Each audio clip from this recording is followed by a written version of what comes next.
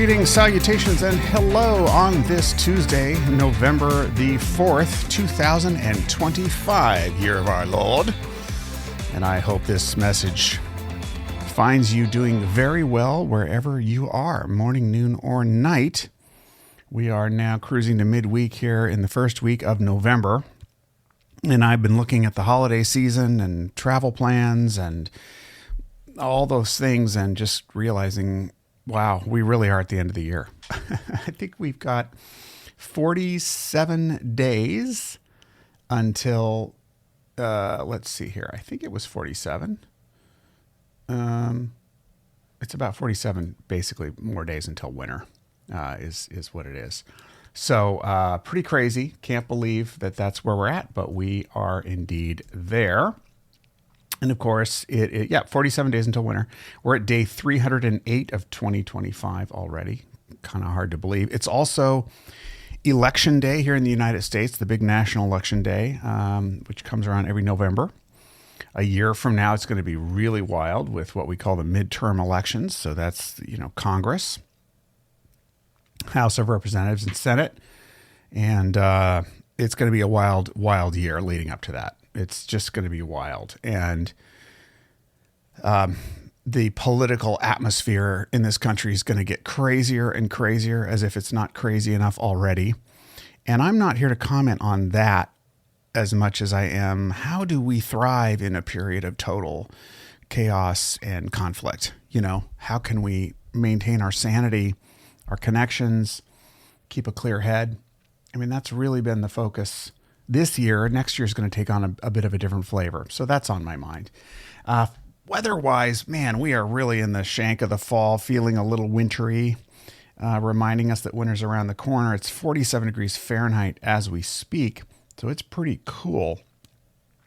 It's going to reach 59 degrees Fahrenheit as a high briefly, and it will be sunny today and windy, but no rain. So a great fall day here in the New York City area, and grateful for that.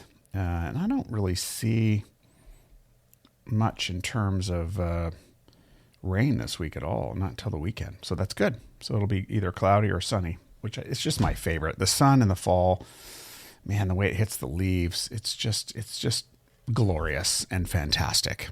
So yes, I'm starting to think about the end of the year. Now, normally what I do is I do an inventory at the end of every year, and the inventory is pretty simple.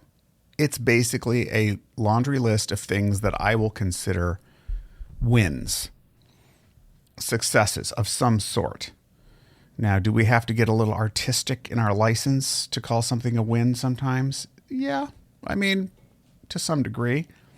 But I like looking at the year and going, okay, what did I overcome? What happened that I want to celebrate, and really focus on those things.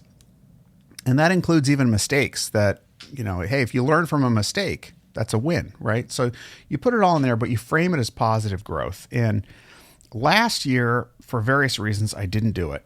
Or I did it, but I didn't. I normally meet with a very close friend and colleague, and we have a lunch either in person, because he's not in the United States, but either if I'm in Japan, we do it in Japan. If I'm not in Japan, we do it, virtually. And it's so wonderful to share that with someone that you've known a long time, that you respect and like, and you get to exchange that. This year, I'm definitely going to do it. And I've been thinking about how hard it is this year for my brain to immediately go to the positive, but there's plenty there if I mine it. And I think that's going to be really important. But here's what's really important about it. There are seasons of reinvention. And right now, personally, this has been a season of reinvention. But I think societally, we're going through a reinvention as well.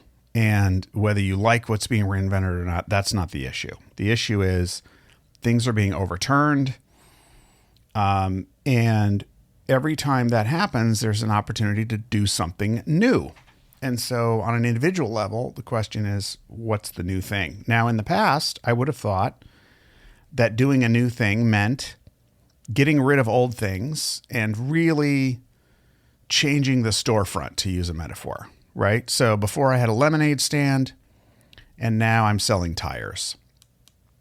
And you got to prepare everything. You got to do the painting. You got to make sure all the inventory is in, change all the marketing, and then poof, have a grand opening and it's all new and it's totally different. That's the old way of thinking. And I think it's a function of age in some respects, because as a Gen Xer, 50 years old, I mean, I still was born into a world where there was sort of a traditional way of thinking along these lines. People still had careers at one place back then.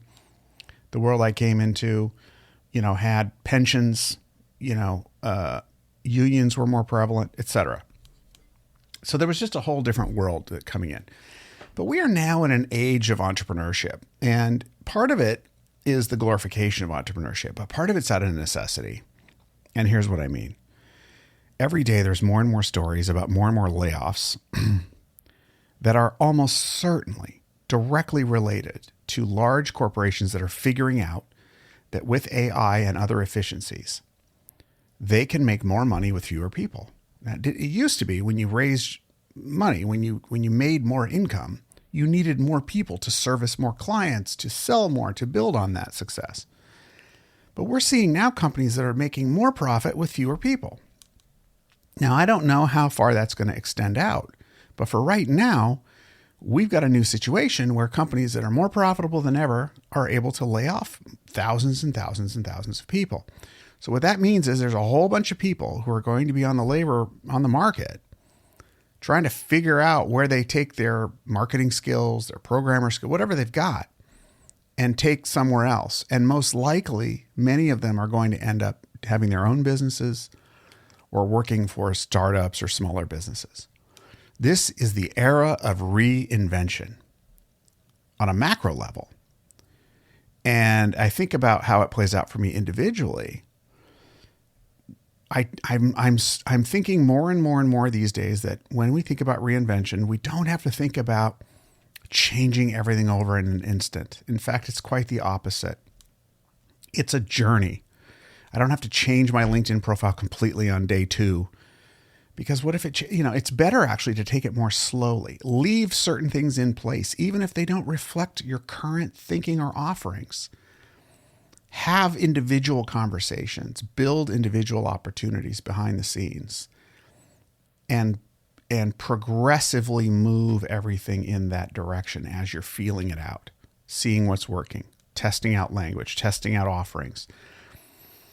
But I really believe it's iterative and has to have a heavy, heavy dose of learning along the way, especially right now with AI, figuring out what the boundaries of AI are. What can I use AI to do? I like to say,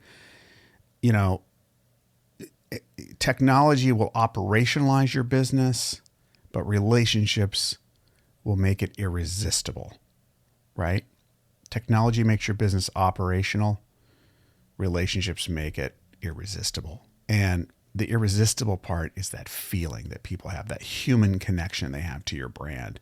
And finding that balance for each one of us, if you've got your own business. Where does AI help me operationalize, be more efficient, punch above my weight, do more things than I could ever do alone?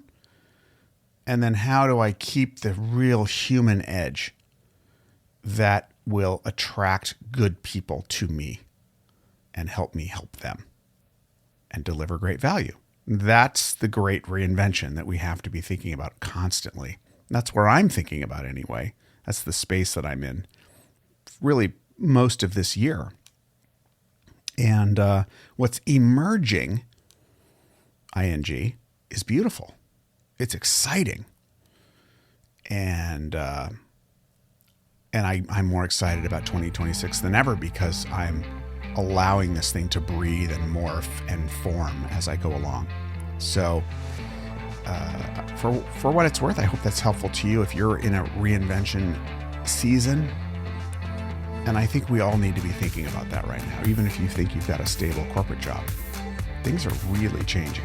So anyway, I hope that helps. What are you reinventing, and how can you let it breathe and morph and go with it to some degree? Explore. Be a great explorer. With that, I wish you good tidings on this Tuesday. As always, be good to yourself and others. Thanks for listening, and we will check back tomorrow. Bye-bye for now.